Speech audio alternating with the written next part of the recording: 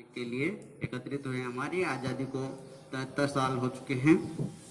देश में स्वतंत्रता का जो जश्न मनाया जाता है उसकी तैयारी हम जोरों शोरों से करते हैं, लेकिन इस बार कोरोना काल की वजह से वो जो जोश हमें बच्चों में और जो भी कर्मचारीगण या देश के जो भी नागरिक हैं उनमें देखने को मिलता है उतना नहीं है। सब सोशल डिस्टेंसिंग का प्रयोग करते हुए और स्वतंत्रता दिवस मना रहे हैं। तिरंगा देश की शान है, हर भारतीय का स्वाभिमान है। तिरंगा देश की शान है, हर भारतीय का स्वाभिमान है। यही है गंगा, यही है हिमालय, यही हिंद की जान है। 3 रंगों में रंगा हुआ है, ये अपना हिंदुस्तान है। जय हिंद, जय भारत। इसी के साथ में मैं हमारे प्राचार्य मोदी जी से निवेदन करता हूँ कि वह आकर के और फ्लैग होस्टिंग करें। पीछे लेके जाना, रिकॉर्ड हो रही है, थोड़ा पीछे लेके जाना इसको, जब जाने दिखेगा ना।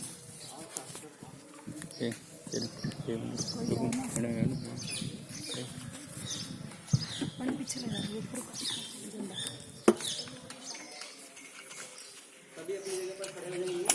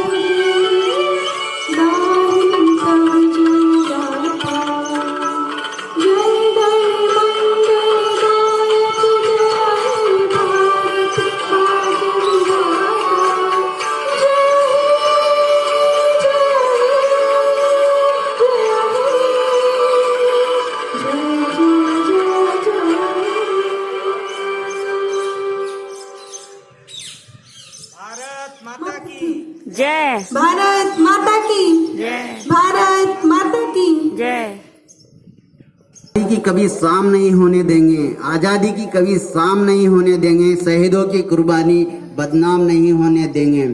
बची हो जब तक बूंद लहू की, बची हो जब तक बूंद लहू की, बची हुई वो बूंद लहू की, तब तक भारत माता का आंचल नीलाम नहीं होने देंगे। इसी पीछे से ना। के बाद में मैं हमारे प्राचार्य मोदी जी से निवेदन करता हूँ कि वो आए और हमें संबोधित करें।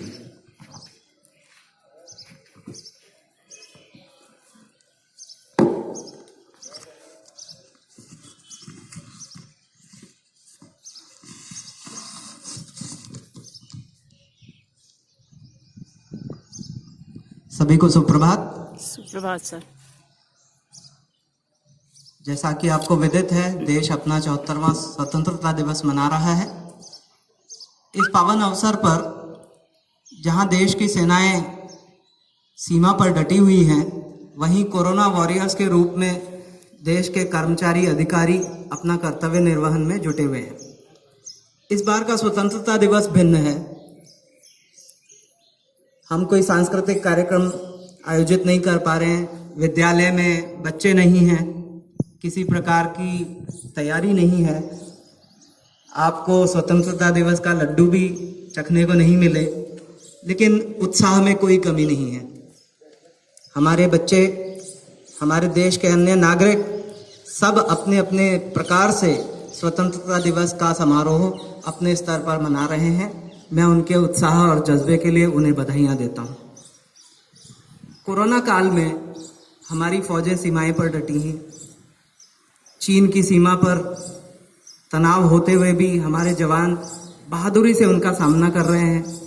देश को चहुं और अपने दुश्मनों से मुकाबला करने के लिए हमारी सेना पूरे उत्साह के साथ डटी हुई है। देश के भीतर आपत्ति काल में कोरोना वॉरियर्स के रूप में कर्मचारी और अधिकारी अपने कर्तव्यों का निर्वहन कर रहे हैं। वे भी अपनी जान हथेली पर लेकर देश सेवा में जुटे हुए हैं। इसमें हमारे विद्यालय का क्या रोल है? विद्यालय के शिक्षक भी ऑनलाइन माध्यम से शिक्षा के प्रक्रम को चालू रखने का प्रयास कर रहे हैं। ऑनलाइन शिक्षा के माध्यम से सभी छात्रों तक पहुंच बनाने का प्रयास हमारा संपूर्ण रहा और हम लगभग सभी बच्चों से संपर्क स्थापित करने में सफल रहे हैं। इस आपदा को हमने अवसर के रूप में परिवर्तित कर लिया है। जैसा कि हमारे देश के प्रधानमंत्री इस आपदा को अवसर में परिवर्तित करने के लिए प्रतिबद्ध हैं और देश के नागरिकों का आह्वान किया है कि इस आपदा को अवसर में बदलें, तो हम अपने स्तर पर किस प्रकार इस आपदा में अवसर देख सकते हैं। सबसे पहले अपने परिवार के साथ रहते हुए आपसी प्रेम को मजबूत करने का अवसर है। घर पर रहकर अपने कर्तव्य पालन करने का अवसर है। स्वावलंबी बनने का अवसर है और आगे का पथ तैयार करने का अवसर है। इस अवसर पर मैं अपने विद्यार्थियों को, जो कि हमारे YouTube के माध्यम से जुड़ेंगे, उनसे अपील करता हूं कि वे प्रधानमंत्री के आत्मनिर्भरता के मंत्र को अपनाएं। उन सभी का कर्तव्य है कि अपने घर पे रहते हुए अपने बड़ों की आज्ञा का पालन करें, उनका अनुसरण करें, लेकिन साथ ही साथ अपनी पढ़ाई को भी पूर्ण करने का अपने स्तर पर संपूर्ण प्रयास करें। यद्यपि आपके अध्यापक ऑनलाइन माध्यम से आपके साथ जुड़े हुए हैं, किंतु कई घरों में मोबाइल डिवाइसेस की या लैपटॉप की उपलब्धता नहीं है।